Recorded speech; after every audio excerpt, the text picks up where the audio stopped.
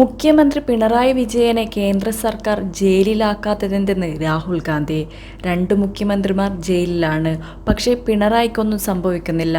ഒരാൾ BJPയെ ആക്രമിച്ചാൽ 24 മണിക്കൂറിനകം അവർ തിരിച്ചാക്രമിക്കുമെന്നും രാഹുൽ ഗാന്ധി പറഞ്ഞു. BJP പിന്നാലെ വരാൻ എതിർപ്പ് സത്യസന്ധമാകണമെന്നും അദ്ദേഹം കൂട്ടിച്ചേർത്തു.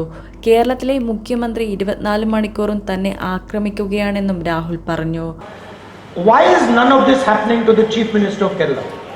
എൻ്റെ ഒരു സംശയം, ഇത്രയും കാര്യങ്ങൾ BJP എതിർക്കുമ്പോൾ എനിക്ക് സംഭവിക്കുന്നതിനെ കുറിച്ച് ഞാൻ പറഞ്ഞു. പക്ഷേ എൻ്റെ ഒരു സംശയം, എന്തുകൊണ്ടാണ് കേരളത്തിലെ മുഖ്യമന്ത്രിക്കെതിരെ ഇതൊന്നും ഇവിടെ സംഭവിക്കാത്തത്? Why is his membership not being taken away? എന്തുകൊണ്ടാണ് അദ്ദേഹത്തിന്റെ അംഗത്വം, നിയമസഭാ അംഗത്വം എടുത്തുകൊണ്ട് പോകാത്തത്?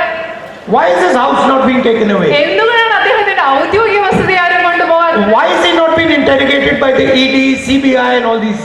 എന്തുകൊണ്ടാണ് ED, CBI ഒന്നും അദ്ദേഹത്തെ ചോദ്യം ചെയ്യാത്തത്? 2 chief ministers are in jail. ഈ രാജ്യത്തെ 2 മുഖ്യമന്ത്രിമാർ ഇപ്പോൾ ജയിലിൽ കിടക്കുകയാണ്. How come none of this is happening to the Chief Minister of Kerala? പക്ഷേ എന്തുകൊണ്ടാണ് ഇത് കേരളത്തിലെ മുഖ്യമന്ത്രിയുടെ കാര്യത്തിൽ മാത്രം സംഭവിക്കാത്തത്? അദാനിക്കെതിരെ പ്രസംഗിച്ചതിനു പിന്നാലെ BJP തൻ്റെ MP സ്ഥാനം കളഞ്ഞു. എൻ്റെ വീട് അവർ ഇല്ലാതാക്കി. ഇന്ത്യ മുഴുവൻ എൻ്റെ വീടാണ്. തൻ്റെ വീട് ജനഹൃദയങ്ങളിലാണെന്നും രാഹുൽ ഗാന്ധി പറഞ്ഞു. കണ്ണൂർ ജവഹർ സ്റ്റേഡിയത്തിൽ തെരഞ്ഞെടുപ്പ് പ്രചാരണത്തിൽ പ്രസംഗിക്കുകയായിരുന്നു രാഹുൽ. തന്നെ ഏതൊക്കെ തരത്തിൽ വേട്ടയാടിയാലും 24 മണിക്കൂറും BJPയെയും RSSനെയും എതിർക്കുമെന്നും രാഹുൽ ഗാന്ധി പറഞ്ഞു. എന്തൊക്കെ ചെയ്താലും അവരുടെ ചെയ്തികൾ ഞാൻ എതിർക്കും. എൻ്റെ വീട് ജനങ്ങളുടെ ഹൃദയമാണ്.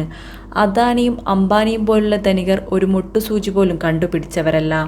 ഇലോൺ മസ്കിനെ പോലുള്ളവർ പുതിയ പ്രൊഡക്റ്റുകൾ ഉണ്ടാക്കിയാണ് ധനികരായത്.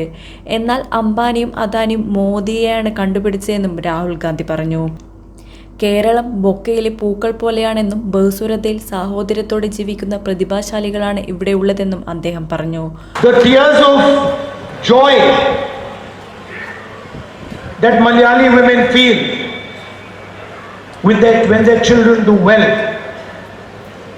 but also the tears of sorrow when someone loses a brother, these are all transmitted in Malayalam. മലയാളികളെ സംബന്ധിച്ചിടത്തോളം നമുക്ക് സന്തോഷമുണ്ടാകുമ്പോഴുണ്ടാകുന്ന നമ്മുടെ സന്തോഷ കണ്ണുനീരുകൾ, നമ്മുടെ കുട്ടികളുമായി ഒക്കെ ബന്ധപ്പെട്ട് സന്തോഷമുണ്ടാകുമ്പോൾ, അതുപോലെ നമ്മുടെ സഹോദരങ്ങൾക്കിടയിലുള്ള കാര്യങ്ങൾ നടക്കുമ്പോൾ നമ്മുടെ മനസ്സിലുണ്ടാകുന്ന ദുഃഖത്തിന്റെ കണ്ണുനീരുകൾ, ഇതെല്ലാം നമ്മൾ പരസ്പരം കൈമാറ്റം ചെയ്യുന്നത് നമ്മുടെ മലയാളം എന്ന ഭാഷയിലൂടെയാണ്. If you remove Malayalam, how will a mother in Kerala explain the history of this great land to her children? നിങ്ങൾ മലയാളം സംസാരിക്കേണ്ട എന്ന് പറഞ്ഞാൽ കേരളത്തിലെ ഒരു അമ്മ എങ്ങനെയാണ് ഈ കേരളത്തിന്റെ ചരിത്രം കുട്ടികളോട് വിശദീകരിച്ചു കൊടുക്കുക? How can she explain it in Hindi or in English? എങ്ങനെയാണ് കേരളത്തിലെ ഒരു അമ്മയ്ക്ക് ഹിന്ദിയിലോ ഇംഗ്ലീഷിലോ ഈ കാര്യങ്ങളൊക്കെ വിശദീകരിച്ചു കൊടുക്കാൻ പറ്റുക? So this is what we are protecting. ഇതിനെയാണ് ഞങ്ങൾ സംരക്ഷിച്ചുകൊണ്ടിരിക്കുന്നത്. Can you give me those flowers? Flowers, brother. Yeah, I want this. See, this is what India looks like. ശരിക്കും ഈ കയ്യിലിരിക്കുന്ന പൂച്ചെണ്ട് കണ്ടോ? ഇന്ത്യ എന്ന് പറയുന്നത് ഇങ്ങനെയാണ്. ഇതിനെ കാണുന്നത് പോലെയാണ് ഇന്ത്യ.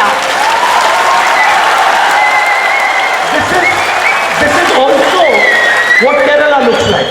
കേരളവും ഇന്ത്യ മാത്രമല്ല, ആ പൂക്കളുള്ള ബൊക്കെ പോലെയാണ് കേരളവും. And this is also what every family in Kerala looks like. കേരളത്തിലെ ഓരോ കുടുംബവും ആ പൂച്ചെണ്ട് പോലെയാണ് ഇരിക്കുന്നത്. Every flower is unique. അതിലെ ഓരോ പൂവും വ്യത്യസ്തമാണ്, സവിശേഷതകളുള്ളതാണ്. Every flower has a different expression.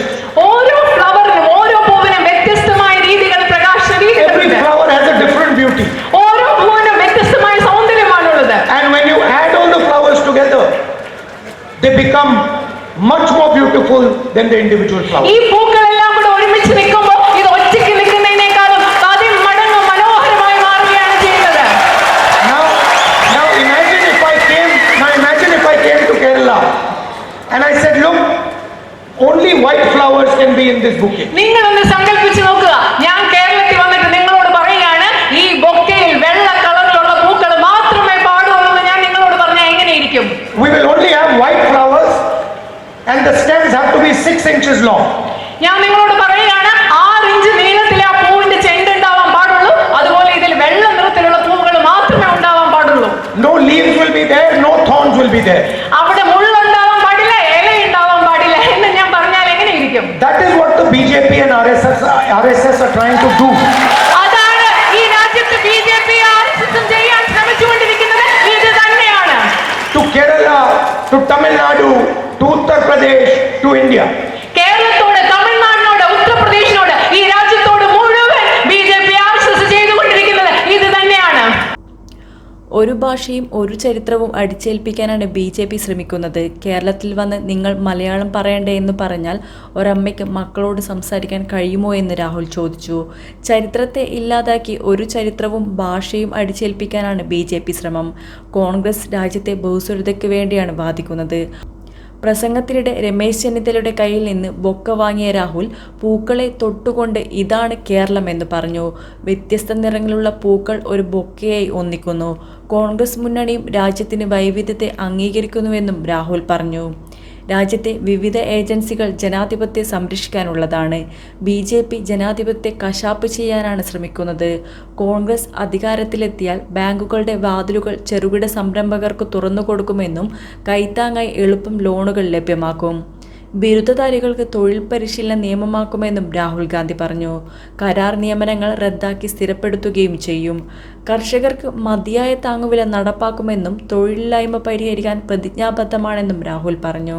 Kannur മണ്ഡലം സ്ഥാനാർത്ഥി K. സുധാകരൻ, കാസർഗോഡ് UDF സ്ഥാനാർത്ഥി രാജ്മോഹൻ ഉണ്ണിത്താൻ, പ്രതിപക്ഷ നേതാവ് VD സതീശൻ, നേതാക്കളായ Abdurahman Kallayi, Abdul Kareem Cheleri, Martin George, MLA മാരായ സണ്ണി ജോസഫ്, സജി ജോസഫ് തുടങ്ങിയ നേതൃനിര പരിപാടിയിൽ പങ്കെടുത്തു. News bureau, Kannur mirror.